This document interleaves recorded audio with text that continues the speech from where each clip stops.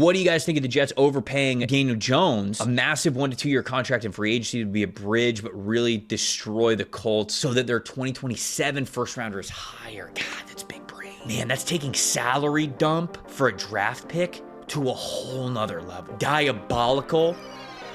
And I actually really like that.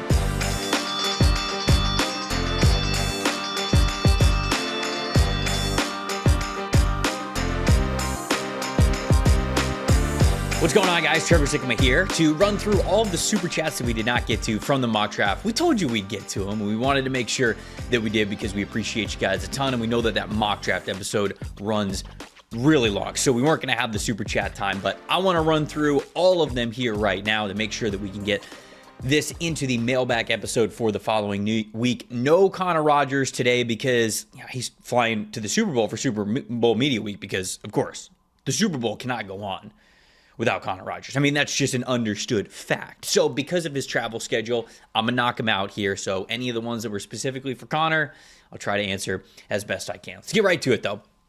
Victor, $10 super chat. We appreciate you. Huge fan from Brazil here. We love it. We love all the addicts, but international addicts, man, you guys are awesome. Thank you.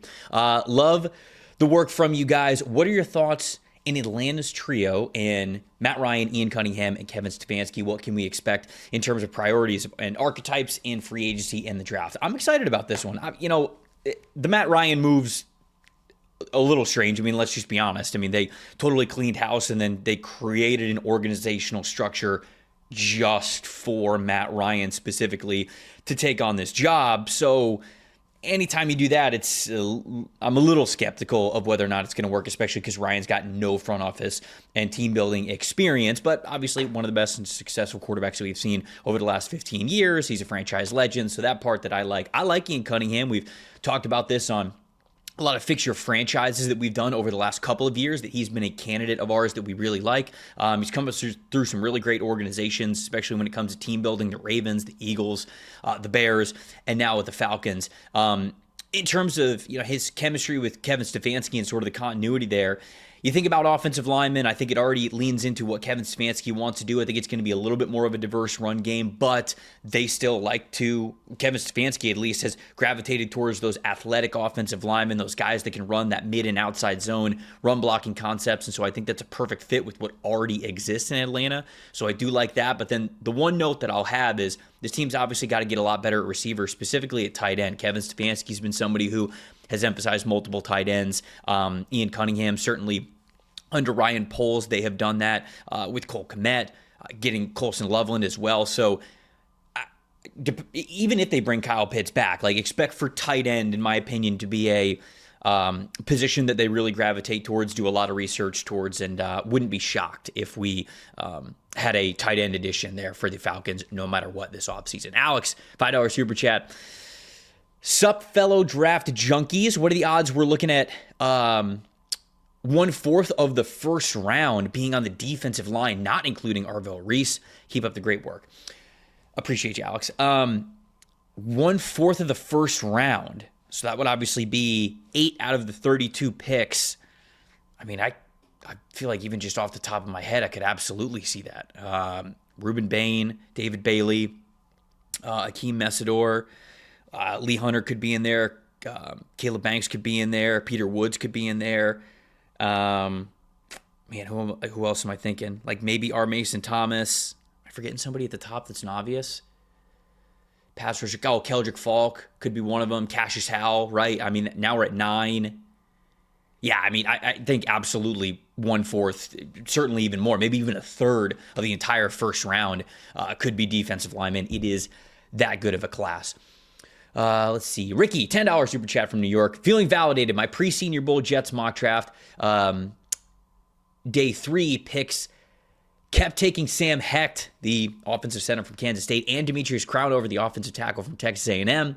And most didn't know the names. Post-Senior Bowl, they're saying that I was right. Those guys had some of the best weeks of anybody in Mobile. I would definitely agree with that. Crownover had a good first day, a little bit up and down on second and third day, but still was able to stand out more than I thought he would have. Sam Hecht might be the best center in the class. I'm just saying, I know we all love Connor Lew and Jake Slaughter's kind of up there as well, but what I saw from Sam Hecht, I mean, people barely got by him, no matter what. Winning with power, trying to win with speed, finesse. He was ready for all of it. So, great call by you. Parkour, $5 super chat. Good Friday. Well, it was Good Friday. Connor and Trevor, built like Pickle Rickema. Okay. I like the creativity. Do you guys see Nussmeier sneaking into the mid-second after the Senior Bowl? Also, Max Ianicher, top of the second type of hype. I would say that there's a chance for both of those things. Certainly depending on what happens with Trinidad Chambliss, but it kind of looks like he's going to be able to go back to school. I mean, he's missing so much of the offseason at this point, trying to get the ability to go back to Ole Miss and play another year of college football. I don't love that strategy from him if he has dreams of playing in the NFL, but hey, that seems like what he really wants to do. And even independent of that, Nussmeier had the best Senior Bowl, I would say, of any of the quarterbacks that were there, and especially as the week went on. I feel like he got better. Anytime that's the case, I mean, he's got the coach's kid background to him. He was already a highly touted type of a quarterback going into the season. I think the NFL is just trying to find a reason to believe in him in this class. So I absolutely think middle of the second round potentially for Nussmeier.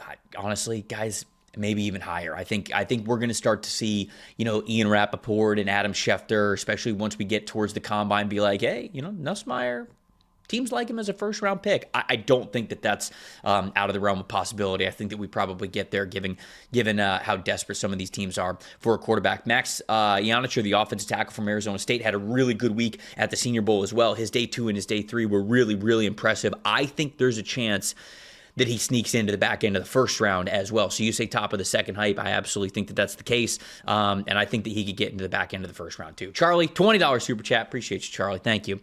Do we think that we're going to see a lot of the high floor players rise up to the end of the first round or early second round just due to the lack of blue chip and high ceiling prospects? Wouldn't shock me if someone like Dunker ends up in the first. Shout out Peter. Always shout out Peter. I don't know what Peter was getting into when this when the super chat came in, but always shout out Peter. Sponsor the show. We can't go on without Peter, of course. Peter Football Focus.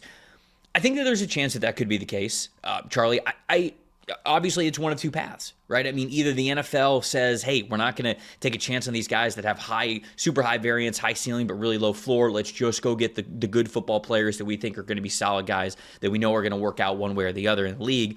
Or you're going to have these teams that feel like they've got to shoot for the moon and they want to try to own this draft class. I feel as though the answer is, or at least the higher chance is towards kind of what you're talking about there, where I feel like the league's going to gravitate a little bit more towards let's take the guys that we feel really good about. But maybe that's not the high floor overall. Maybe it's also scheme fits too. So as we get into these team mock drafts and these team-specific big boards, I think that information is going to mean a lot too. Brad, $8.99 super chat. Myles Murphy, Defensive Player of the Year. Is this one of the worst hiring cycles for a team with the number 1 overall pick in recent history? And then Myles Murphy MVP. So we've got a Myles Murphy Defensive Player of the Year, and then we've got a Myles Murphy MVP. So the beginning of the super chat wasn't quite enough, and Brad had to make sure that he upped it by the time we got to the end of it. Is this one of the worst hiring cycles for a team with the number 1 overall pick in recent history? So the Raiders are obviously sitting here, and they still don't have a head coach. I think they're waiting for Kubiak. Like, I really do. I think that they're trying to wait for Kubiak. At least that's what it seems like from my vantage point. I don't know if he's a finalist or not, but I feel as though he kind of has to be, right? I mean, that's the only thing that makes sense here. Yeah, I mean, they've got to be. They have to be waiting for Clint Kubiak and after the Super Bowl. He has to be, because you would want to pair Fernando Mendoza with this caliber of an offense coordinator, somebody who did great work when he was in New Orleans, fantastic work for Sam Darnold with the Seahawks. So I feel like it has to be that, right? Oh, here's an article. Hold on. Raiders head coach search comes down to 2 finalists. All right, who's the 2 finalists? Come on. All right, it's Giro Evero and Clint Kubiak. Yeah, I think they're absolutely just waiting for Clint Kubiak. That's what I think. I don't know, worst head coaching cycle for, I don't know, I feel like the head coaching cycle has been all right. Overall, we've had some big names hit the open market. But in terms of the team picking number 1 overall, I really do think that John Spytek, the general manager, honed in on Kubiak from the very beginning, and that is their guy. Jay, $5 super chat. What are we thinking for the Raiders coaching job? Got to be Shula, right? Right. So just we went over that, went back to back there with the Raiders questions. It doesn't seem like Shula is up for that head coaching job. I think he'd be a good candidate. I feel like he's going to be a good head coaching candidate at some point, but I do feel like that they are waiting for Clint Kubiak and after the Super Bowl, which I think you got to feel good about if you're a Raiders fan. Z, $5 super chat. Hope everyone is having the Mayest of Drakes today. Go Pats. Keep up the great work, Small Fries. We appreciate you, Z. Thank you for the super chat. Let's see. Chad, $2 super chat. Chad, the Steelers fan, which I got to meet Chad in person at the Senior Bowl. So shout out, Chad. It was great to meet you. Appreciate you being an addict. Was Jonah Coleman at the Senior Bowl? I didn't see. No, he was not at the Senior Bowl. I believe he did accept, but then he dropped out. But he was not at the Senior Bowl. No. Let's see. Who's next? Naya, $5 super chat. David Bailey or Ruben Bain to DC, no matter what. Then just Jaden Daniels at the end. I believe that's trying to start the movement of Drake May, just going with Jaden Daniels, but we got a Jaden Daniels at the end there. Yeah, I think the pass rusher is obviously paramount for the Washington Commanders to get so much better at than they were the previous season. I like Ruben Bain better as a prospect, but for Washington, it really just comes down to whoever you think is just going to be the best pass rusher in the scheme that you're going to deploy this upcoming season. Like, it's kind of as simple as that. So I think that they would be very happy with either of these guys. Again, I would be choosing Ruben Bain just because I have him a little bit higher as a prospect. Patrick, $5 super chat. Interested to see how you guys navigate some of these older prospects and non-premium positions in the early rounds. Grayson Halton. Grayson Halton actually had a really good week down in Mobile at the Senior Bowl. I remember watching his tape from Oklahoma, and certainly the flashes of him as a speed rusher and a finesse player, a little bit lighter of weight for an interior defensive tackle. You like those moments, but was he getting washed out a little bit too much in the run game? I kind of felt like that was the case, but man, he was so disruptive in Mobile that I do think his stock is certainly much higher after this week. So shout out to him. And then obviously we had the mock draft play out the way that it did. We had guys like Sonny Styles stay in the top 10. We had Caleb Downs stay in the top 10. I drafted Akeem Messidor pretty high just because I'm a big fan of him. And I think we just got to let the good football players play at this point. Wisco, $5 super chat. Love you guys in the pod. Highlight of my workday. We appreciate you, Wisco. Thank you for hanging out with us every single time that we go live. We know that you do. Ian, $10 super chat. What are you guys' thoughts on how NIL has raised the floor of college programs in terms of overall talent? I watched my U of I have maybe one draftable guy a year. Enter NIL. Suddenly, now there is multiple. Yeah, and I think that the NIL conversation is a deep one that I don't want to get into totally, mainly because I don't want to just get into it with myself as well. I'd love to have a back and forth with Connor about it, so maybe we can get into that a little bit later. But I do think that a lot of people look at the NIL situation, and this year, I think, is a little bit different. This year's going to be a little bit more of an anomaly where the class is not good. And I think people sometimes look at the overall draft class that 2026 is and the talent level being lower and thinking, man, the NFL must hate this NIL era. I don't think that's the case. I think that it's a one-off, really unfortunate year where a lot of the NIL stuff is really starting to kick in. Plus, you still have some of the leftover COVID eligibility years. You've got the NCAA granting a lot of these guys extra eligibility as well for sometimes illogical reasons, I'll just be honest. But I don't think that it's going to create a trend where normally draft classes are like the one that we're talking about in 2026. And in fact, I think that it could be setting up a system where guys are staying in college a little bit longer and they're able to develop a little bit more. And college becomes a little bit more of that developmental league that the NFL would like. Because, I mean, we've been talking about wanting a developmental league for the NFL we've been talking about it on social media for the better part of 10 to 15 years, but the NFL has probably been talking about it for much, much, much longer. So college with the NIL might actually be becoming that. So that's something that I think that they actually might like. Chat again, $5 super chat. Ty Montgomery, Ted Hurst, Malachi Fields, top 10 wide receivers in the draft. I wouldn't say top 10 for Tyron Montgomery. I wouldn't say that for Ted Hurst either. although I do like those guys. Ted Hurst is a contested catch guy, and Tyron Montgomery is a very intriguing athlete coming from John Carroll in D3. Malachi Fields, I don't know. I don't think he's going to make it into my top 10 wide receivers when it's all said and done. Maybe he will. But I do think the NFL is going to like him a lot after what he did in Mobile. He had a really good week. DJ, $10 super chat.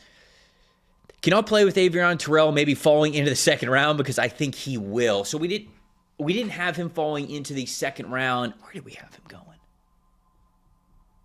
I can't remember where we had him going in the draft. Anyways, I think that there is certainly a chance that he falls to the second round, given his size. He's much smaller as a cornerback. He's around 180, 185 pounds, if that. And just any time that you are a size-deficient quarterback, it's easier to kind of push you down the list or deprioritize you. But he is really smart. He's a good run defender despite his size. He's competitive at the catch point when the ball is in the air. So you have all those things, plus you have that good quickness, you have that good anticipation. I do like Avion Terrell, but I think that the point stands. The super chat stands that he, to me, is more of that late first, early second round pick type of a player. So, yes, I think there's a reality where he goes in the second round, but to me, he's so smart and he plays the game at such a high IQ level that it's hard for, in this draft class, like we were talking about before with the previous super chat, it's hard to look at that and be like, yeah, I'm going to pass on that for somebody who's less proven. I just feel as though that back end of the first round is still in play. Mahal, $5 super chat. Love me some dank Uncrustables. Absolutely. Everybody does. Appreciate you, Mahal. Jacob, $50 super chat. Different currency. Don't know what it is, but I'm going to shout it out as a $50 super chat. Based on the Shrine and Senior Bowl performances, start bench cut Caleb Banks, Lee Hunter, Darrell Jackson Jr. I'm still going Caleb Banks. Perhaps that's the Gator in me, a little bias. I'm still starting Caleb Banks because the flashes that we saw as the Senior Bowl went on, really loved that. Lee Hunter, very close, though. It's a very close debate, especially with how he was able to play this past week. I would say consistently, and who made more plays, I would say Lee Hunter made more plays this past week at the Senior Bowl. He had a better Senior Bowl week, but I just feel as though the explosiveness, the length, the size that Caleb Banks has, I'd take a chance on that, especially if you guarantee to me that foot's good to go and he's fully healthy. So I'd be starting Caleb Banks. I'd be benching Lee Hunter. And then Darrell Jackson Jr., I mean, he is built... Dude, he's built like an Autobot. Like, he's built like a Transformer. The build is insane, and some of the best plays from him are so imposing. But it's not always consistent. So I think that that's an easy bench for me because I think that he is definitely third on the list of those three good guys. Let's see. Cam, $2 super chat. Who wins this year's Royal Rumble? Cody Rhodes. Cody Rhodes makes history. Wins. I think it would be his third Royal Rumble. Did I see that correctly? Go to Cody Rhodes. Go to Cody Rhodes. Or Rey Mysterio. Why? I don't know. Because I love Rey Mysterio. Andrew, $2 super chat. Kuiper has Dalen Bentley as tight end 2. Thoughts? Wow. Very high for me. Now, I will say, I did not love Dalen Bentley's tape. I felt as though he was smooth. He was, I think that he separated with more of like IQ and finding soft spots in the zones. There were times when I watched him though where I was like, man, I don't really think you're explosive. I don't really think you're that NFL caliber athlete. But then I saw him at the Shrine Bowl and it was different. I felt like he was a little bit more explosive. We saw some more juice. We saw a better athlete. So that's one that I don't think he's going to be tight end 2 for me. I don't think that he's going to be close, but it is a player who, after the Shrine Bowl, you put a star next to his name. It's like, okay, let's go back and watch some more games. Now that we've seen him be a little bit better of an athlete in person, maybe you see him from a different lens when you go back and you watch the tape. So I didn't love his tape, but he did have a good Shrine Bowl. So I think that is worth noting. Chad, $10 super chat. Start bench cut. Connor eating an Uncrustable.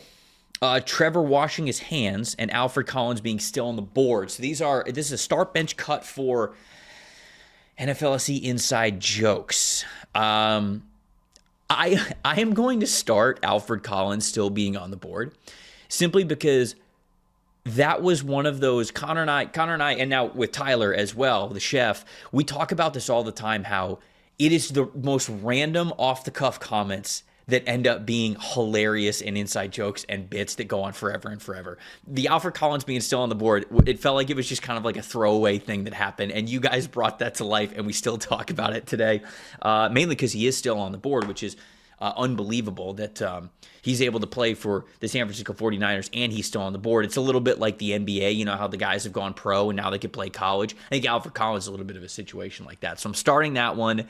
I'm benching Connor eating an Uncrustable because it's just hilarious. And the slander and lies of me never washing my hands, I'm going to cut that one because, of course, I am. But I obviously laugh with you guys. Ricky, $5 super chat. Connor, well, here we go. Now do you follow the verse Fisk blueprint of keeping the teammates together and grab Lee Hunter in the second to go with David Bailey with the Jets? We picked Caden McDonald, I think, instead of... Was Lee Hunter on the board at that point? I can't remember if he was on the board at that point when we were doing the mock draft. Maybe he was because we were getting to this point of the mock, or maybe this was just right after the David Bailey pick. But I do see what you're saying, Ricky. I could co-sign that strategy. Obviously, it's worked for the Rams. Harry, $5 super chat. Hey, little Pavias. There it is. Start, bench, cut. We're getting a lot of start, bench, cuts here. Bengal, Brett and EJ, and Ben Solak. I'm starting Ben Solak. I'm starting Brett and EJ, and I am starting Bengal. All three of them are starting. I'm not cutting any of my friends here. We're not doing that. You can't, even though you gave us the $5 super chat, Harry, which we very much appreciate and we love you for, I'm not taking out any of my friends. I'm not doing it. Shout out to all those guys. Hope that we have the chance to get all of them back on in a couple of months for the Collab Mock Draft Series because we love getting to hang out with those guys here on the channel. Chad, $10 super chat. Pro comp for Ted Hurst is Tyler the Chef Cook, height, weight, speed, and cooking defenders. I think that's a good one. And so I actually met Tyler, our producer, for the first time when he came down for the Senior Bowl. Like, it's just he doesn't live in Charlotte or Cincinnati, and so it's we just see him remotely, and it's hilarious. You know, I open the door at the Airbnb and I say hello to him. He is huge. Like, Tyler, what are you, like 6'3", 6'4"? I mean, he's a big dude. And anybody who saw him on the sideline, you see that as well. So I could see that, actually. I could see that being the pro comp there because Ted Hurst, big dude, contested catch guy, and he's cooking defenders just like the chef's cooking up incredible shows for you guys. Samuel, $10 super chat. How's it going, chumps? Love the show as always. Any thoughts on Eagles offensive coordinator Sean Mannion? Big fan of the team, but I have no idea what to think about him. Yeah, it's a complete unknown, right? I mean, like that's the way that it is with him getting hired as the offensive coordinator. He's never called plays before. Now he called plays at the Shrine Bowl, and I see some people absolutely grinding that Shrine Bowl tape to try to find some tendencies for Sean Mannion. But I think, you know, how he calls things at the Shrine Bowl is even going to be much different than what he calls for the Philadelphia Eagles. But it was kind of interesting that nobody really wanted that job. It's a team that's, you know, 1 year removed from a Super Bowl, and you got a good offensive line, although it does need a little bit of work when it comes to a long-term projection. You got studs at wide receiver. You have Saquon Barkley. I wonder if it's a Jalen Hurts thing. I'm not sure, but there's no reason to be extremely negative about it until he gives you reason to be extremely negative about it, is probably what I would say there. I mean, when a guy is a complete unknown, all right, so he's a complete unknown. Let's see what he's got. And I think that that's just the situation there. Jazz, $5 super chat. Bengals and Buckeyes fan here. What are the chances Tobin takes Downs if he's there at 10? He's not their type, but he would be amazing. P.S. Learn. I think that that's solid advice for everybody there at the end. Well, obviously, we took Downs at number 10 in the mock draft that we just did, so I think that that's possible. Connor had that pick at number 10. You know, when I do look at the Bengals, I wonder how interested they'd be in Downs, and I'm not saying that from a Caleb Downs perspective, more of just because I felt as though the strength of their team was their secondary towards the end. Now, does Caleb Downs is he still their best safety if he's drafted by Cincinnati? Yes, I do think that, and I think that could always put him on the table as an option there for them at number 10. But I just wonder if they feel as though, is that interior defensive line, so desperate where we've got to make a difference there. Maybe interior offensive line. I feel as though those are the bigger needs, but yeah, I could see them obviously being interested in a player who's as talented as Caleb Downs. So I think he's going to be a consensus top 5 player in the class, especially if he makes it to number 10. Andrew, $10 super chat. Sup, kiddos? You guys always talk wide receiver for the Eagles, but the Eagles fans think that it would be insane to trade A.J. Brown. Does hiring Sean Mannion and Josh Grizzard, in your mind, help the relationship? Jalen Hurts. You could, right? I mean, clearly the relationship kind of sucked last year with all the drama that I felt like was coming out of Philadelphia with A.J. Brown. I don't think they trade A.J. Brown. I mean, I think it's on the table. We're going to talk about it for the next couple of months, but the contract doesn't make it super easy. It's much easier to do it now than it was in the middle of the year during the trade deadline. That was never going to happen for them, but it gets a little bit easier this offseason.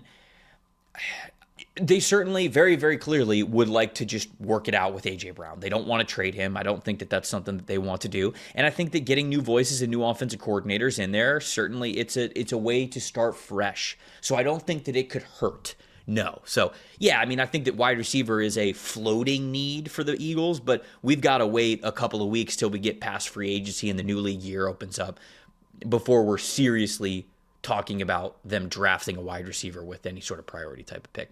Chad, $10 super chat. Shout out to Thaddeus Dixon, sat next to his parents at the Senior Bowl, and he played outstanding. He was great in the, day 3 of practice as well. I felt like that day 3 of practice where he got that interception, he was great. He was one of my favorite corners coming into the season. I felt like he had that athletic ability to really be able to play press man coverage and line up against the other team's best wide receiver, and he wasn't as good as I thought he was going to be this season, but I do think he's an NFL corner and somebody who could at this point probably be drafted somewhere in the mid-rounds, 3rd round, 4th round, and get a chance to start in the NFL at some point. Tony Lee, $5 super chat. If Downs is there at 16, I'd run the card in. In this class, Caleb Downs should not make it to 16. And I think that you're going to start to hear people talk about him as like a mid-first round pick because it sounds like he's not going to test super well in Indianapolis if he ends up doing the 40-yard dash and the jumps and the agility drills and all of that. Maybe he won't. Maybe he's not testing as well as maybe people want him to as a top 10 overall pick, and maybe he just goes like, yeah, not feeling good. I'm gonna do it at pro day. I think that's certainly a possibility as well, especially when the tape over the last 3 years has shown you that he's a top 10 overall player. Why let some athletic numbers kind of ruin that and give people reason not to draft you? So, yeah, I mean, if he's there at 16, I think that would be an incredible pick for the Jets. There's no doubt. DJ, $10 super chat. Would you consider Sonny Styles here to the Giants as well? Assuming that this is talking about that pick number 5 with the Giants. I would not. I know that they have somewhat of a linebacker need, and Sonny Styles is a really good one, but I don't love that one for them because I would much rather go offense. I would much rather pick one of those receivers, or even if you've got an offensive line need that you feel like you really got to fill, going with the offensive line choice as well. So I wouldn't be picking Sonny Styles at number 5 for them. Obviously, I'm good with him sort of going a little bit after that. We talked about him for Washington. We've talked about him for a couple of other teams in that area. But 5 to me, I would pass on if I'm the Giants. I would go a different direction there, even though I do like Sonny Styles a lot. Daniel, $5 super chat. Where do you guys think Caucasian Collision Unit, the CCU, will get drafted? That's Dylan Thieneman. It's got to be, right? Can Dylan Thieneman go first round, and will Bryce Betcher go day 2? So I guess the CCU is both of those guys. Yes, I do think that Dylan Thieneman could go in the first round, the back end of the first round. I think is absolutely possible for him. Bryce Betcher going day 2. I'd be much more comfortable saying like a mid-round, so like a late 3rd, early day 3 type of a pick. But he was setting the tone, and he was really standing out at the Senior Bowl. So we're actually doing linebackers very soon, the linebacker episode here on the show, and I'll get to really do a full deep dive into his tape, and I'll have a better answer for you then. Bryce, $5 super chat. Here before these nerds rig it, so Love goes to the Chiefs and Styles goes to the Bucks. Well, Bryce, we didn't rig it. We might have rigged it for the Jets, but we didn't rig it for what you are mentioning there. We didn't rig it for the Jets. I'm just kidding, guys. I'm just kidding. Jake, $2 super chat. Connor Rogers and Trevor Sikkema for life. I'm glad I didn't skip that one. We appreciate you, Jake. Thank you so much for watching the show. Herb, $5 super chat. Sadiq to the Chargers. Do it, cowards. Sadiq to the Chargers. What are you, that down on him as a receiver? You going to put 100 pounds on him and play him at guard? It's actually not a bad strategy. So crazy enough, it could work. Dusk Wolf, $5 super chat. Can't stay for the full live stream. Got to go to work, but wanted to make sure I showed my support to some of the favorite half pints and this community. We appreciate you, Dusk Wolf. We really do. Appreciate everybody who watches and listens to the show, super chats or not. Jim, $5 super chat. Hey, Trevor, how's it going? How's it going to feel watching Mike Evans in a Bills uniform next year? You doing a Madden stream? You doing a fantasy draft in Madden? You controlling the Bills? You forcing the trade? Because that's the only way that happens, buddy. Mike Evans is a buck for life. Don't you do that to me, Jim. Don't take my happiness away like that. We already got to deal with this coaching staff. Dylan, $2 super chat. Got to meet Dylan in person. Shout out, Dylan. It's great to meet you at the Senior Bowl. Trevor Birdwatcher Sikkema. Great to see you, bud. It's because I had the bucket hat on. I had the training camp bucket hat on for day 3 of the Senior Bowl, and he was saying hello to me from the stands, and I was telling him I was out here bird watching these prospects with the hat. Let's see. Jay Berg's the next one. $5 super chat. Gabe Akis to the Patriots, or I'm helping Big Tux buy this show. Truly worst case scenario there at the end of the second half of that super chat. I think Gabe Akis is a perfect fit for the New England Patriots. I know I took Keldrick Falk for them at the back end of the first round because Keldrick Falk made it there. But man, if a lot of the edge rushers go, like the super chat that we were saying, if a lot of defensive linemen are already off the board, I could see Gabe Akis sneaking into that back end of the first round. I think he's a top 50 type of a player with all the versatility that he has, and I think the New England Patriots would love him. Aiden, $50 super chat. Aiden, thank you so much.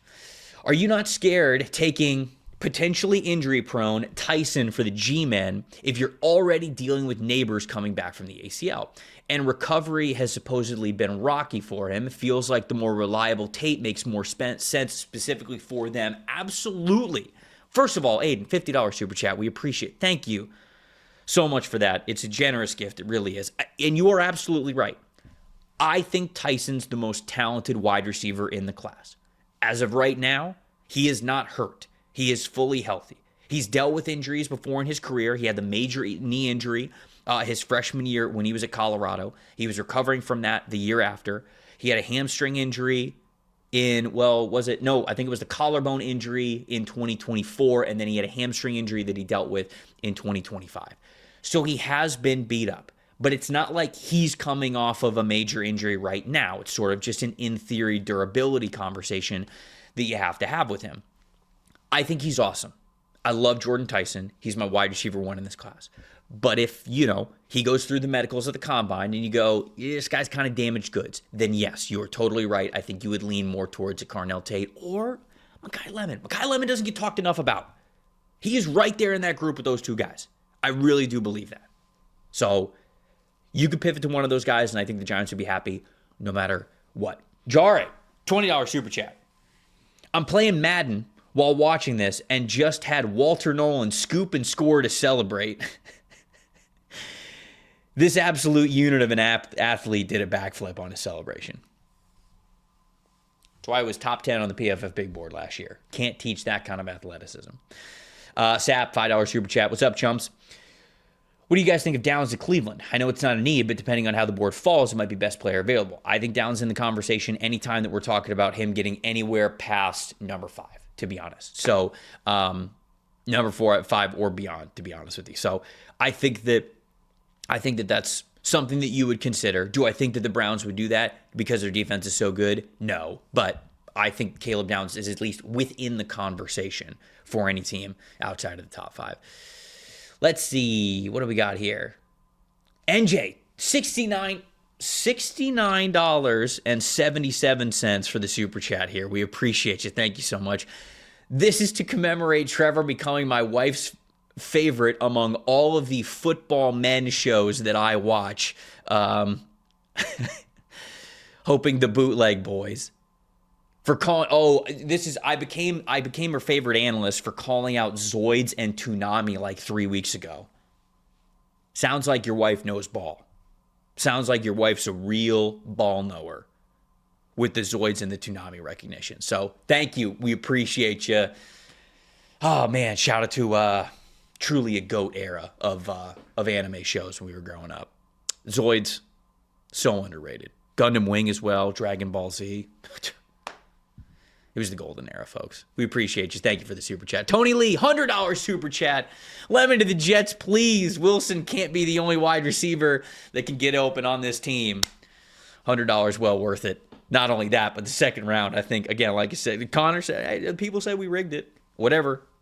We made the Jets a lot better. So not only was the $100 good for the Mekhi Lemon selection as well, but I think the selections after that. Tony, we appreciate you so much. Thank you for your support. Nick, $10 super chat.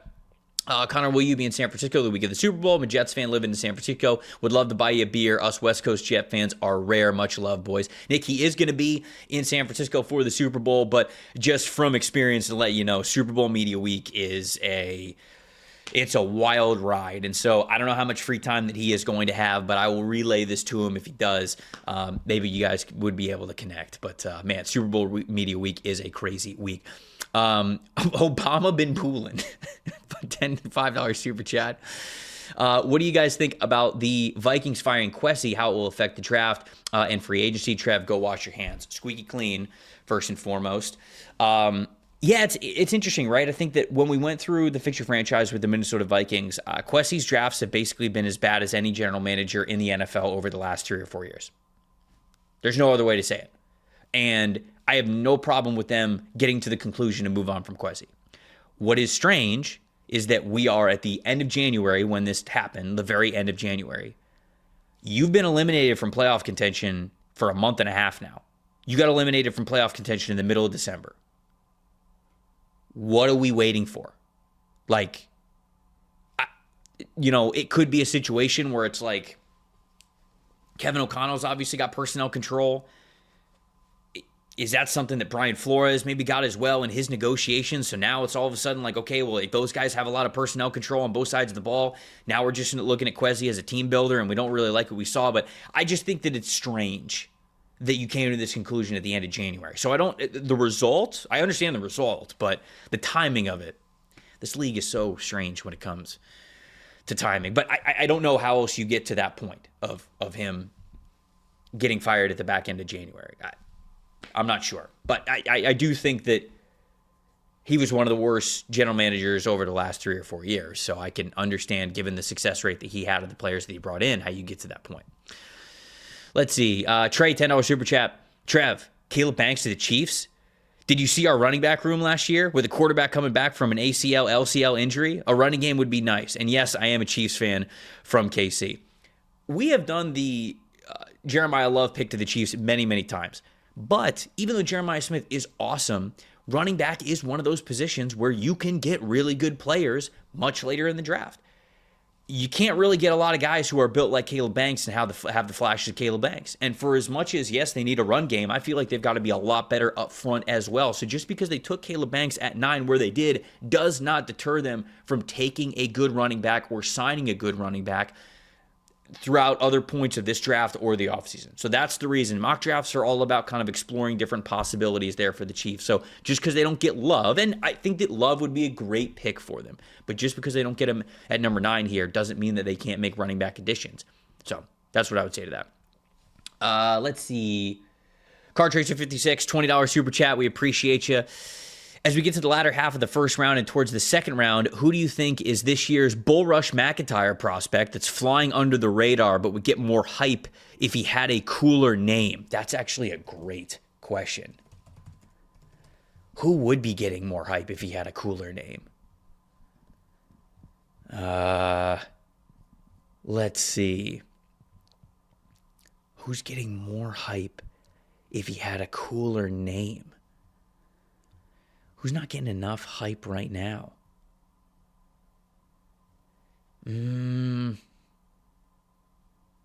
I don't know who would be. This is a great. I might have to stew on this question because there's a lot of cool names in this draft. Is it Jeremy Bernard? Maybe. Is it Kristen Miller? Maybe it's Kristen Miller. I got to think about this one. This is a fantastic question. I got to get Connor in for this one, and we'll be sure to answer this one. But it's a very good question. Delane and Parker is a dream for Dallas. Absolutely love it. From Jeff, $5 super chat. Well, there you go, Jeff. Glad to make you happy. I think that is also a great pairing for Dallas. Aiden, $10 super chat. When Pavi inevitably goes in the first, all right, what kind of hugging technique do you think Goodell goes for? Might have to pick him up, but I'd lean reaching down and throwing Pavia's arm over his shoulders. Yeah, it's a good question. Haven't thought about this one before. Maybe you just do the shoulder bump, Maybe you just, you make sure that you plan it beforehand so you don't have to do the hug. Maybe you're just, you do the point to the sky, you do the Donovan McNabb, the Todd Pinkston, you do the shoulder bump in the air. I think that might alleviate the worry there, Aiden. Joe, $10 super chat. First off, Connor, here we go. A snowblower. I'm going to mail you a binky, you big baby. Keeping it PG. As for my real question, is Reese good enough at just linebacker in run defense and coverage to be worth a top 5 overall pick? Coverage, no, it's not quite there yet. Run defense and everything that he could do as a run and chase type of a player, read and react, being able to take on offensive linemen, yes, absolutely. If you're in a defense where you're playing just 2 linebackers and you're asking them to both be spot drop coverage players for you on a consistent basis, he's probably not going to be for you. But if you are a defense that's a little bit more multiple, a little bit more attacking, likes to blitz a little bit more, and one of those linebackers that you have on the field can really be attacking and just like heat-seeking at all times. Think of like how Green Bay deploys Edgerrin Cooper. Yes, I think that he is worth a top 5 conversation, top 10 overall pick. It kind of just depends on what you're really looking for a linebacker. But yes, I think that for as good of an athlete as he is and how special he could be as a run and chase type of a player, I think he's worthy of that top 10 overall conversation. Top 5, it kind of depends on the team. So the teams that we would have in the top 5 are the Raiders, who aren't going to take him. The Jets at number 2, which is sort of maybe I think the conversation here. Arizona at 3, Tennessee at 4, the Giants at 5. I would like him a lot for the Arizona Cardinals at number 3. I think he does make a ton of sense there. And the Jets, maybe just from an overall talent perspective, sure. But yeah, ultimately, I am putting him in that conversation to think about it. Mr. Tom Foolery with the $10 super chat. Where do you guys rank Fernando Mendoza as a prospect compared to your previous top 5 quarterbacks? Ooh, Bryce Young, CJ Stroud, Caleb Williams, Drake May, Jaden Daniels, and Cam Ward. Love from the Pounders. So I'm trying not to be too hindsight here because I loved Bryce, and obviously Bryce has struggled in the NFL. But pre-draft grades, I would have Bryce, CJ Stroud, Caleb Williams, and Drake May all above Fernando Mendoza, but I would take Fernando Mendoza over the grade that I gave Cam Ward last year. So, Mr. Coleslaw, $2 super chat. Messidor rushed against Ryan Poles in college. Yeah, and he probably whooped his ass too, only because he whooped everybody's ass. All due respect to Ryan Poles. Mr. Coleslaw, again, $2 super chat. Messidor dated the late, great Virginia McCaskey in high school. And you know what? He probably showed up with flowers in his hand, walked up to the door, made sure he knocked on the door, said hello to his father, said hello to her father, shook his hand, and opened the door for her as he was taking her out to a date. Mitchell, $5 super chat. I heard Messidor turned down the Senior Bowl because he got an invite to the Senior Citizens Bowl instead. Well, he would have dominated both levels of competition, so whichever one helps make sure the NFL knows that he's an absolute stud, that he's all good for. Big Money, $5 super chat. If Arizona ends up with Vance Joseph as their head coach, do you think bringing in an innovative offensive mind like Cliff Kingsbury as OC? I very much doubt that Cliff Kingsbury would ever go back to Arizona. I very much doubt that would ever happen. But obviously, if Vance Joseph is the head coach, you do have to kind of take a chance on an innovative mind at offensive coordinator. Mr. Coleslaw, once again, $2 super chat. Messidor went to the Decatur Staley's opening game. And it was a great game that he saw. I'm very happy for him to get that experience.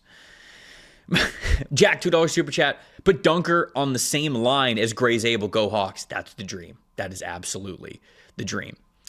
Tahaf, $10 super chat. Question for Connor from my mom. Sorry, Connor. I'm answering all these for you. What do you guys think of the Jets overpaying Daniel Jones? A massive 1 to 2 year contract in free agency would be a bridge, but really destroy the Colts so that their 2027 first rounder is higher. God, that's big brain. Man, that's taking salary dump for a draft pick to a whole nother level. Diabolical. And I actually really like that. Special, $5 super chat. Can't wait for the Raiders to draft Lou and move him to guard. Yeah. Hopefully they won't be doing that. PD, $10 super chat. Do you think that Zion Young could be elevated to a first rounder after what you saw this week? Yes, I do think that. I think that he is going to get that back end of the first round conversation. Hammered, $20 super chat. Start bench cut. Past Jets quarterbacks. Keyword past Jets starting quarterbacks. Zach Wilson, Tim Boyle, Joe Flacco. Well, just off of, my Jets knowledge, starting Joe Flacco, I'm benching Tim Boyle, and I'm cutting Zach Wilson. That would be my answer to that. But again, more of a Connor question, probably. Sorry that he's not here. Gabriel, $5 super chat. Singleton officially has a broken foot. How much do we think this drops his stock? I think that Singleton was a day 3 player anyways. I think he's still a day 3 player now. I think that he was going to get drafted in the 4th or 5th round.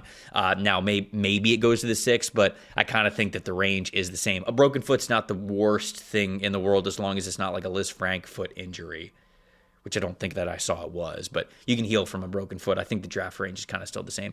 Mr. Cole saw $20 super chat. Does Mesidor's leather helmet get grandfathered in? I think that it does. I don't think that he has to wear the full face mask. I think he can play real light with good vision there with that leather helmet. So yeah, I actually think that it does. Patrick, $5 super chat. Lee Hunter to the Bengals. Well, there you go. We made your dreams come true. Alex, $2 super chat. Big Ravens news. Madubuike tweeted, great news with the praying hands emoji. I hope that means that we're getting Madubuike next year. 1, just because of his health overall, but 2, because he's a phenomenal player. And I want to see him back out there for Baltimore. Let's see. What is this? This is from Abbott03, $20 super chat. Quarterbacks always rise. 2 weeks ago, the buzz was that Simpson was at the end of the first, but after Mobile, Rams at 13. By April, could he go top 5? Asking for a friend who hasn't made the playoffs in 15 years and hasn't had a QB since 1969 with a jet emoji. I don't know. I really don't. I can't sit here and just predict that he's going to have this like meteoric rise. I still think that Ty Simpson is incomplete right now as a prospect, but the quarterback class is just so thin. I think his range is all over the place, anywhere from a mid-first round all the way to the middle of the second round. I think that Nussmeier is going to end up being a late first rounder to an early second rounder. So who knows? But I can't say I've got a crystal ball and say top 5. I really can't. I'm not sure that he gets that kind of hype. QJ, $2 super chat. Jacob Rodriguez to my Panthers is a perfect fit. I think that he would be a perfect fit for them. Did we give him to the Panthers? I know he went Peter Woods. Did we get Jacob Rodriguez in there? Did he go to the Panthers? If he did, great mock drafting by us. You can tell we do so much content, I can't even remember which mock draft I did 2 days ago.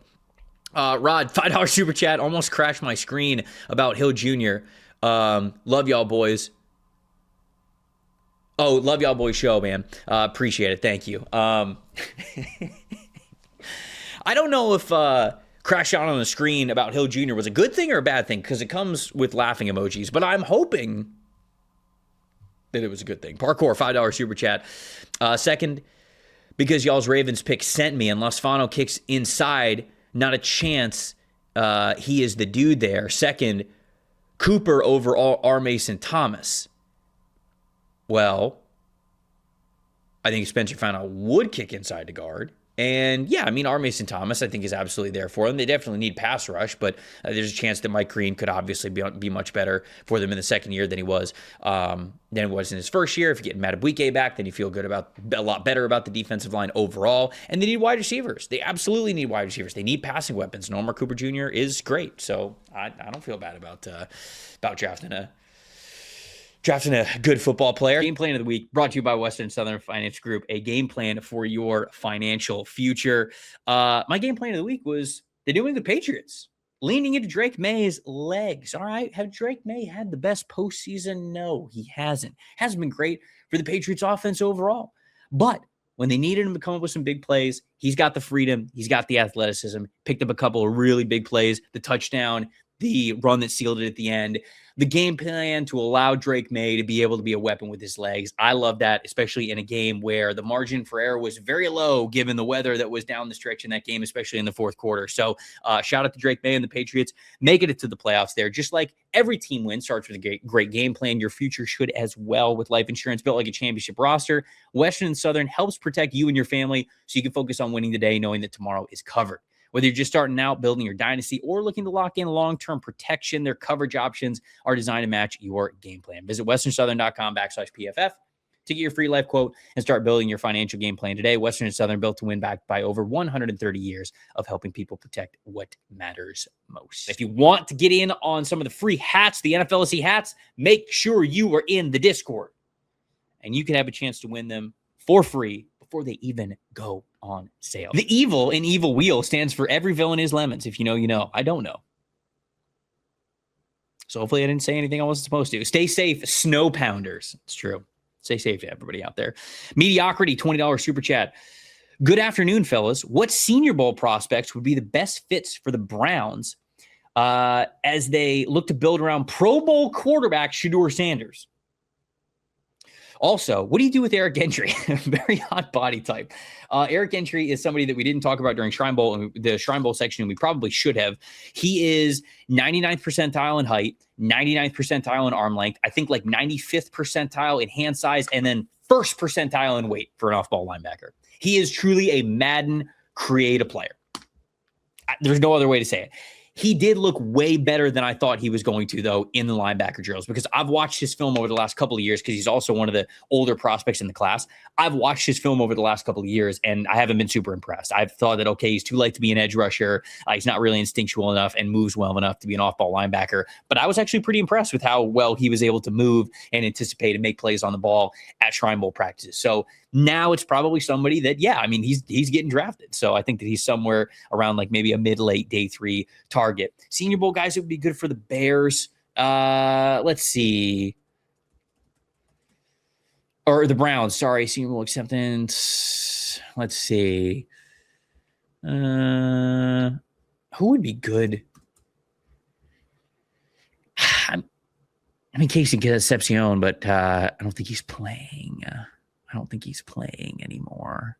I think he bowed out, sadly. I think offensive line depth is actually probably where I would go here. Like Austin Barber from Florida, Max Ionichor from Arizona State, Trey Zune, J.C. Davis. Like a lot of these offensive linemen, Keelan Rutledge, a lot of these offensive linemen are probably the guys that I would be having my eyes on. Like focus on the one-on-one drills, focus on how these guys are doing in team drills. And we'll give you obviously an update on a lot of these guys that stand out. But to me, Cleveland has to fortify the depth and get a lot younger on that offensive line, whether it's for starters next year or very soon after. I think offensive line is where you're looking here.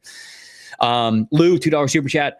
Better OSU nose tackle prospect, Tyleek or Caden? I like Caden a lot more. I wasn't the biggest Tyleek fan going into last year. I think he's fine, and I think that he came on in the second half of his rookie season, and it was good to see him be able to do that. But I like Caden more than I like Tyleek. I think Caden is even better and more consistent in run defense, and I think his power game as a pass rusher is actually a little bit more effective as well, whereas Tyleek did have a little bit better of a first step.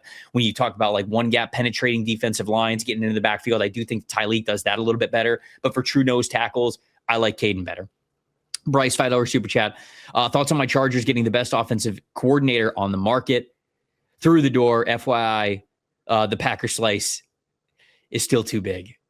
Well, we hit the Packers in this one. The McDaniel combination with Jim Harbaugh is going to be very interesting. But I like Mike McDaniel, and I'm a Justin Herbert guy, and so I'm excited to see it. I really hope that it yields the best scenario. You know what I think will be really interesting is it's hard for me to know exactly what McDaniel's going to do with the Chargers, because I think that he was somewhat limited in what he could do with Tua, because Tua was so much a point and shoot pre-snap read type of a quarterback. And I just don't know how much of the piece of the pie was what McDaniel wanted to do, or was that more of a, hey, this is Tua's limitations? I don't really know the answer to that. And I think that we'll be able to see it in the first, year or so of Mike McDaniel being the offensive coordinator for the Chargers. But I do like it because there's a lot of diverse weapons for Justin Herbert to be able to throw the ball to. And he just has he has stronger of an arm and is able to work under pressure and outside of the pocket a little bit better. So I am excited to see what those two are able to do together. Jay Berg's $10 super chat. Patriots have won 3 Super Bowls. Have won 3 Super Bowls, lost Tom Brady, and started Cam Newton and Mac Jones, fired Belichick, drafted Drake May, went 8-26, made it back to the Super Bowl, all since the Jets' last playoff win. Connor's not in the show, but I will make sure to remind him of this exact comment. Lucas, $20 super chat. I don't know. What is this? I don't want to say it. Is this something that I'm not supposed to be saying? I don't know the word. I don't know what it is. Chad, help me out.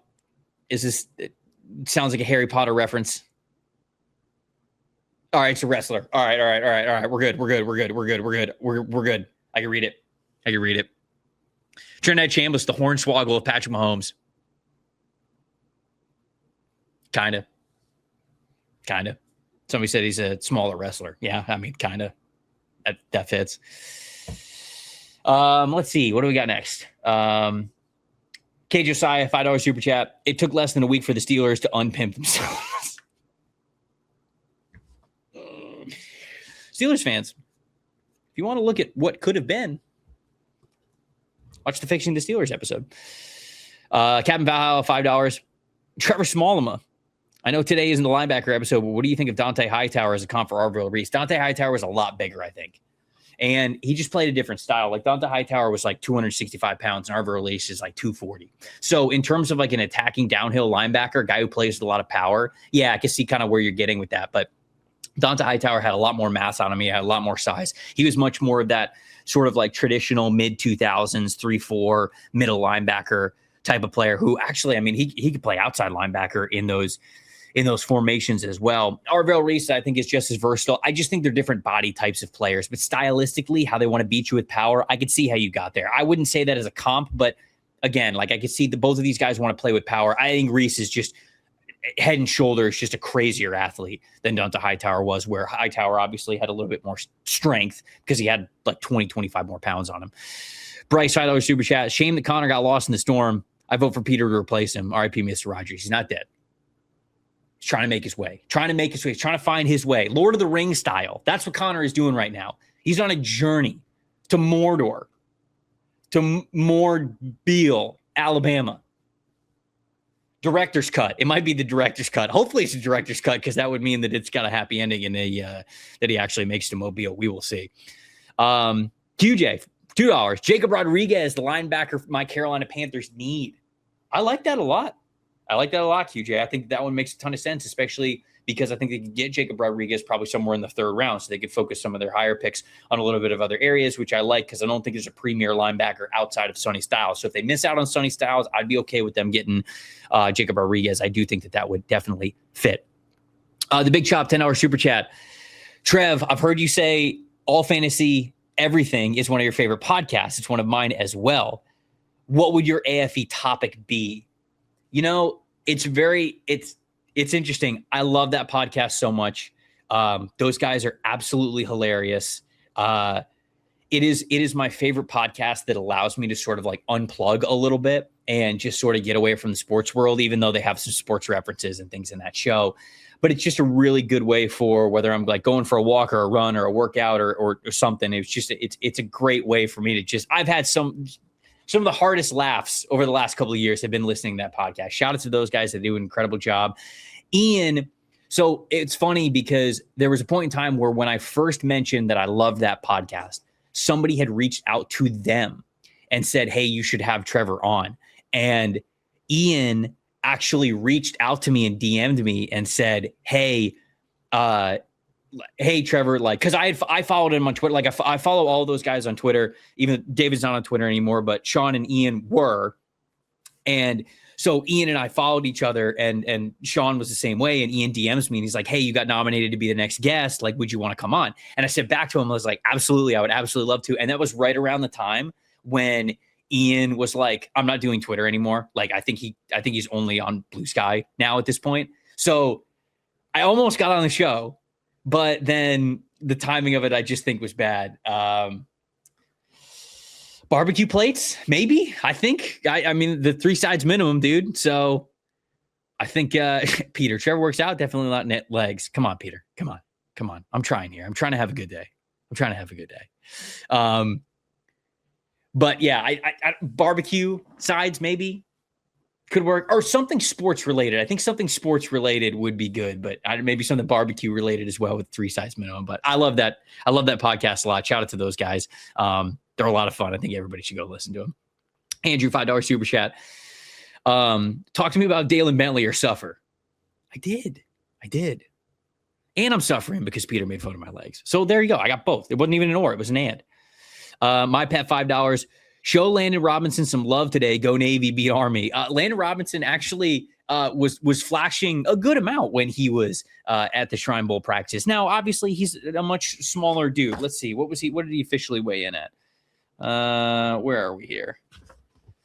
So he was Landon Robinson. He was just over 5'11", 290 pounds, 31 and 5/8 inch arms. So he's much smaller for a defensive tackle, but he's got great natural leverage to him. He plays very quick. I remember reading about him and how Navy had a rule in practice called the Landon Robinson rule, where if he beat the offensive lineman one-on-one so quick just to continue the play, just because if they did that, they wouldn't be able to run enough plays. And so he's a quick interior defensive lineman. I just don't know if he's big enough to be able to play in the NFL. But what he does pretty well, and it's fun to see it when the flashes definitely show up.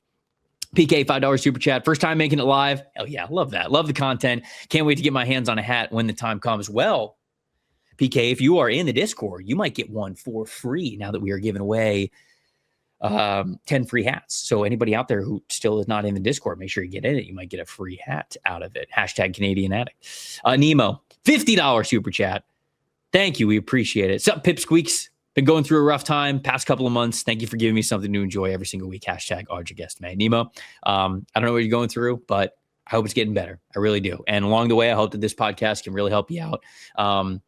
Remind you to laugh a little bit and take your mind off of whatever it is before you need to handle things the way that you need to handle it. So we're glad that you're here. We're glad to be your family. And we hope that things get better for you. Mahal, $5 super chat. Go fund me for the Rogers family. RIP Connor. He's not dead, guys. He's not dead. He'll be there on Wednesday. He'll be, you know what? He'll be in Mobile tonight. I'm manifesting it. I'm manifesting it right here, right now on this episode. I haven't checked my phone, but he might have texted us within the last hour and told us that he can't come. But I'm not going to look at it. I'm going to continue to manifest until that moment comes. Scarcities, just what I need for my shoveling halftime break. There we go. Anybody who's out there shoveling snow, I salute you. As somebody who grew up in Florida, I could never. But I salute all you guys out there who have to do it. Chubwub, $2 super chat. Keep an eye on Goatmeyer for me. 4:30. What? Oh, 4:30 40 time. I will keep an eye on him. I'll keep a close eye on, because if I blink, I might miss it with a time like that. H. Brosky, $5 super chat. There's no Zay Flowers in this draft. Get out of here. Tyson's blue chip. Makai's on the same level as Zay. Carnell's soft. It was embarrassing against Miami. No, I don't know how you call a guy who blocks the way that Carnell Tate does with the contested catch numbers that he has as soft. If you don't want to like Carnell Tate because he doesn't separate super well, maybe he settles for, maybe I shouldn't say that because his separation numbers are good, but sometimes he settles for contested catches a little bit more. If you want to say that, fine, but soft, that's not a word that I can associate with Carnell Tate at all. H. Brosky, $5. Jalen Hurts is trash. One man's trash, though. The saying? Howard Roseman's treasure. I think that's the end of the saying there. Salvador, $5 super chat. Thank you for all the content. Wanted to get into scouting for the first time, but I don't know where to start, what to look for, or even where to find tape. Any tips? My tip would be just start. Listen to podcasts like this one, like so many other great ones that are out there as well. Guys have been doing it for a long time. Dane Brugler's podcast, Dana Jeremiah's podcast. Like just take in some football content from a scouting perspective and learn from all those guys. And to be honest with you, just kind of start. I do a lot of my scouting notes on a Google Sheet, and I cannot tell you how much that Google Sheet has just evolved and expanded over the last 10 years that I've been doing this at a somewhat serious level. And I look back on some of my Google Sheets from, early on in 2017, 2018, and I'm like, there's nothing here. What was I writing? I was just writing down thoughts, vibes-based scouting. Now I have so much more information and background and things that matter in a weighted film scale and all that stuff. But you learn it along the way. As for tape, the NFL does, what is it, NFL Game Pass or whatever? They do that for all 22. We get our all 22 from PFF. So I don't have a way to get you guys or give you guys advice on all 22 there. But honestly, just watch full games. Like broadcast clip, is it the best? No. Like broadcast angle, is it the best? No. But can it get it done for you? Yeah, I think you get a good, decent idea of what a player is able to do from the broadcast clip. I mean, that's before I got to PFF, college all 22 was scarce. I did a lot of my scouting off of cut-ups from the broadcast angle because I didn't have anything else, but I really wanted to do it. And I would tell you that my advice is just start. And you're going to get better the longer that you do it. You really are. Axel, $5 super chat. No start bench cut today. Just want to give you an opportunity to wax poetic about Levante David and what makes him great. Wonderful $5. Well spent. Levante David was drafted to a terrible situation for a terrible organization in which he did not make the playoffs for, I think, the first, decade? 8-9 years, whatever it was, of his NFL career, and yet he was absolutely one of the best. He is so soft-spoken. He plays for a franchise that nobody really cared about outside of the Jameis memes when Jameis was there or until Tom Brady got there. And because of that, he never got the recognition that he deserved. Him, Luke Kuechly, Bobby Wagner are the three linebackers that are Hall of Fame linebackers in their era, and Levante David never gets talked about at the same level. His longevity his longevity has been unbelievable. The amount of games started, I think he's got over 200 games started in his entire career. He was starting from the moment that he got drafted by the Buccaneers in his rookie season, and he's been a starter in every single game that he has been healthy ever since. The interceptions, the sacks, the tackles, the communication, the impact, how he elevates everybody on the rest of the team, the leader that he has been, the person that he is in the community as well. Levante David represents everything about being a Hall of Famer and somebody that is worth being recognized and remembered for playing this game the way that you're supposed to at an incredibly high level for a long, long time. So that is why I think that Levante David is a Hall of Famer. And there are a lot of stats that he has that he is better than Luke Kuechly and Bobby Wagner, but he never got recognized for it because there were only so many all-pro spots and Pro Bowl spots for linebacker, and he played for a market that it was never really talked about. One of the most underrated players over the last decade of football. Ty, $5 super chat. Ooh, that felt good. I just got done with a hike here in Cincy. Whew. And now I get to warm up with NFLSE. Easy S-tier day. Did you mention Jeff Caldwell from UC? Jeff Caldwell measured in big. Super athlete. Dude might run in the 4.3s, might jump over 40 inches. He's got to shore up the hands. He's got to get more reps, and he's just got to be more natural as a hand catcher. I saw a couple of drops from him early on in the first practice. He's got to shore up the hands because if he is able to do that, we are talking about a rare size-speed combination type of an athlete. Tristan, $10 super chat. Hey, just shout out to the 813 diehard addict. First live show for me because I'm in tech school for the Air Force. I'm going to the game. Are y'all going to be there on Saturday? Definitely be cool to see you guys in action. So I am not staying for the game on Saturday. A lot of us will leave after that practice, but I love that you are going to the game. That is really cool. I think that one of these years we are going to do an NFLSE meetup for one of these All-Star Bowls, because it's going to be really cool for you guys to it's not only going to be really cool to like meet you guys and do a live podcast and do that during the week, but also then you can make a big football trip out of it, right? You could stay for the game and it could be a really cool thing. So we're trying to next year. I know we say this all the time, but I want to next year prioritize planning this because I think it would be really fun. I think that we got to do it.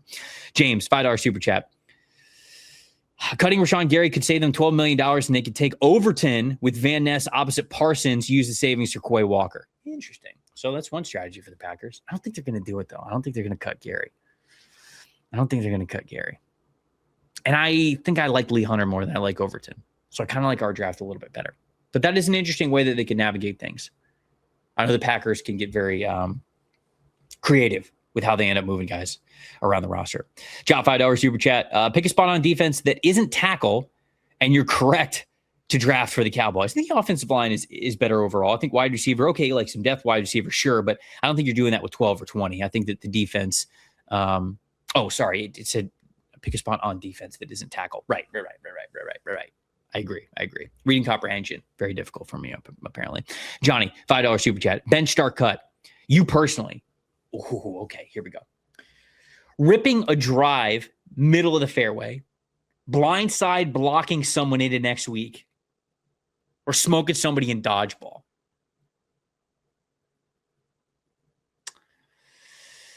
Well, if I blindside block somebody in the next week, that would basically be the one time I'd ever do that in my life. So, you know what? I think ripping a drive down the middle of the fairway is probably one for me because it's probably the most personal and the one that's actually realistic for me. I'm gonna go blindside block as the start, as the bench, and then I'm gonna cut smoke with somebody in dodgeball. Even though it's a great feeling, I lived that life already. We've been there. We've conquered that. So I'm gonna cut that one because one of them I've never done in my life, and then the other one I don't do nearly as much as I wish I did. And mainly that is ripping a drive down the middle of the fairway. Dark $2 super chat. Total thoughts on McCarthy. As a Steelers fan, yeah, I mean, look, I think that the floor is pretty high with McCarthy. And I think that people need to remember this. They didn't fire Tomlin, right? The Steelers didn't fire Tomlin. Tomlin stepped away. They wanted to run it back. So it makes sense that their mindset was open to and clearly favored Mike McCarthy, because like that's kind of where they were. That's what they wanted to run it back with Mike Tomlin. They wanted to compete. And for as much as Mike McCarthy might have a low ceiling, I think he's got a decently high floor from what we've seen from him with the Packers and then with the Dallas Cowboys. I wish they would have finally bit the bullet and gone into a full cultural rebuild of things like they did when they hired Tomlin, but they didn't do that. And I think that was because they were of the mindset that they were, where they were just like, no, like we want to compete. We want a guy who's got head coaching experience. We want to compete next year because they're looking at the division. They were like, it was wide open this year. The Ravens are making changes. I don't know if they like doubt the Bengals with Zach Taylor or what, but that's how I think they got to this point. I think the floor will be decently high with McCarthy. I just wish they would have waited and taken a bigger swing at the fences with Nate Scheelhaas or Chris Shula. So that's my thoughts there. Jeremy, $2 super chat. Any Colorado prospects this year? Also, Retzlaff. I'm not the biggest Jake Retzlaff fan. Colorado prospects. Omarion Miller would have been an elite one, but he's not in the class. And then McCorner, DJ McKinney went back. I don't know any Colorado ones. At least I haven't scouted any yet this year. Hark, $5 super chat. Trev throwing that Bucks ring into Mount Boom in Mobile for the chance to draft Sonny Styles. I don't know if I'm throwing the Super Bowl ring in there, but I do want Sonny Styles. Dare, $7 super chat. Sorry I'm late, fellas. Had to call a councilman for work and tell him that he was completely wrong. But I'm here now. Drake May. Indeed. It's going to be a Drake May Super Bowl. Joff. I know it's Jeff. I love annoying one of my friends when I call him that, when I enunciate all of the letters like that. But Jeff, it's $5 super chat. We appreciate you. Just now tuning in. Do you think McCarthy to the Steelers changes the chances of Rodgers returning to Pittsburgh? Seriously, hoping no. Drake May. I don't know, because towards the end there, it felt like Rodgers and McCarthy like didn't have the best relationship. So I truly have no idea. I don't know. I don't know if that was a major part of the conversation or not either, but I guess we'll see. Well, with Rodgers, we'll see in July. I was going to say June, but it's going to be even like that. It's going to be in July. I don't know. Somebody said Rodgers might be a Viking. That's what Connor keeps saying, and that would just complete the Brett Favre arc, just the Brett Favre career arc. So that means JJ McCarthy will also, or no, not JJ McCarthy. I mean Jordan Love. Jordan Love will. I was thinking about the Vikings, and Jordan Love is going to go to the Jets. Hey, Connor, he's going to go to the Jets. Maybe that'll be a playoff. Shout out to everybody. Love you guys.